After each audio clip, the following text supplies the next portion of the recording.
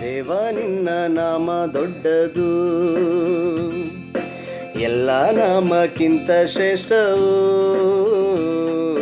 ದೇವ ನಿನ್ನ ನಾಮ ದೊಡ್ಡದು, ಎಲ್ಲ ನಾಮ. ಕರ್ತನಾದ ಯೇಸು ಕ್ರಿಸ್ತನ ಪರಿಶುದ್ಧ ನಾಮದಲ್ಲಿ ನಿಮಗೆಲ್ಲರಿಗೂ ಕೂಡ ವಂದನೆಗಳು. ಮತ್ತಾಯನು ಬರೆದ ಸುವಾರ್ತೆ 6ನೇ ಅಧ್ಯಾಯ 9 ಮತ್ತು 10ನೆಯ ವಾಕ್ಯಗಳು.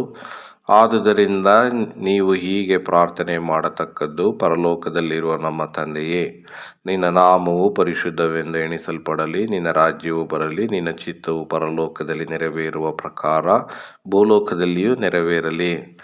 ಪ್ರಿಯರೇ, ನಾವು ಓದಿಕೊಂಡಂಥ ಈ ವಾಕ್ಯ ಭಾಗದಲ್ಲಿ ನಮ್ಮ ಕರ್ತನು ಯಾವ ರೀತಿಯಾಗಿ ಪ್ರಾರ್ಥನೆ ಮಾಡಬೇಕೆಂಬುದನ್ನು ಕಲಿಸಿಕೊಟ್ಟನು. ಆದರೆ ನಾವು ಲೂಕನು ಬರೆದ ಸುವಾರ್ತೆ 18ನೆಯ ಅಧ್ಯಾಯದಲ್ಲಿ ನಾವು ಒಬ್ಬ ಫರಿಸಾಯನು ಮತ್ತು ಇನ್ನೊಬ್ಬ ಸುಂಕದವನು ದೇವಾಲಯಕ್ಕೆ ಹೋಗಿ ಪ್ರಾರ್ಥನೆ ಮಾಡಿದ್ದನ್ನು ನಾವು ಈ ರೀತಿಯಾಗಿ ಓದುವವರಾಗಿದ್ದೇವೆ. ಆ ಫರಿಸಾಯನು ಈ ರೀತಿಯಾಗಿ ಪ್ರಾರ್ಥನೆ ಮಾಡಿದನು. ಅಲ್ಲಿ ಆತನು ಪ್ರಾರ್ಥಿಸುವಾಗ ತನ್ನೊಳಗೆ, ದೇವರೇ, ಸುಲುಕೊಳ್ಳುವವರು, ಅನ್ಯಾಯಗಾರರು, ಆದರ ಮಾಡುವವರು ಆಗಿರುವ ಉಳಿದ ಜನರಂತೆ ನಾನಲ್ಲ, ಈ ಸುಂಕದವನಂತೆಯೂ ಅಲ್ಲ. ಆದುದರಿಂದ ನಿನಗೆ ಸ್ತೋತ್ರ ಮಾಡುತ್ತೇನೆ, ವಾರಕ್ಕೆ 2 ಆವರ್ತಿ ಉಪವಾಸ ಮಾಡುತ್ತೇನೆ, ನಾನು ಸಂಪಾದಿಸುವ ಎಲ್ಲದರಲ್ಲಿಯೂ 10ರಲ್ಲೊಂದು ಪಾಲು ಕೊಡುತ್ತೇನೆ ಅಂದುಕೊಂಡನು. ಹೀಗೆ ಈ ಫರಿಸಾಯನು ದೇವರ ಮುಂದೆ ತಾನು ನೀತಿವಂತನು ಎಂಬುದಾಗಿ ತೋರಿಸಿಕೊಂಡು ತಾನು ಮಾಡಿದಂಥ ಒಳ್ಳೆಯ ಕಾರ್ಯಗಳನ್ನು ಪಟ್ಟಿ ಮಾಡಿಕೊಂಡು ಪ್ರಾರ್ಥನೆ ಮಾಡಿದನು ಮತ್ತು ಇನ್ನೊಬ್ಬರನ್ನು ಅವಹೇಳನ ಮಾಡಿ, ಅವಗಣನೆ ಮಾಡಿ, ತುಚ್ಛೀಕರಿಸಿ ಅವನು ಪ್ರಾರ್ಥನೆ ಮಾಡಿದನು. ಆದರೆ ದೇವರು ಇವನ ಪ್ರಾರ್ಥನೆಯನ್ನು ಅಂಗೀಕರಿಸಲಿಲ್ಲ.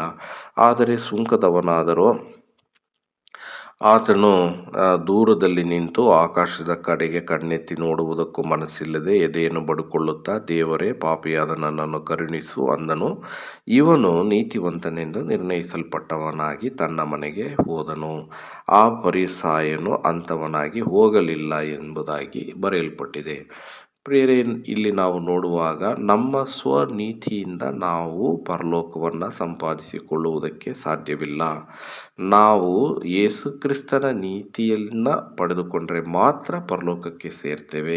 ಆ ಸುಂಕದವನು ಯಾವ ರೀತಿಯಾಗಿ ನಾನು ಪಾಪಿಯಾಗಿದ್ದೇನೆಂಬುದಾಗಿ ಒಪ್ಪಿಕೊಂಡು ದೇವರಿಂದ ಪಾಪ ಕ್ಷಮಾಪಣೆಯನ್ನು, ನೀತಿಯನ್ನು ಹೊಂದಿಕೊಂಡನೋ, ಹಾಗೆ ನಾವು ಕೂಡ ಯೇಸು ಕ್ರಿಸ್ತನಲ್ಲಿ ನಂಬಿಕೆ ಇಟ್ಟು ಪಾಪ ಪರಿಹಾರವನ್ನು ಹೊಂದಿಕೊಂಡರೆ ಮಾತ್ರ ದೇವರ ದೃಷ್ಟಿಯಲ್ಲಿ ನಾವು ನೀತಿವಂತರು, ಅಂಗೀಕರಿಸಲ್ಪಟ್ಟವರು ಆಗುತ್ತೇವೆ.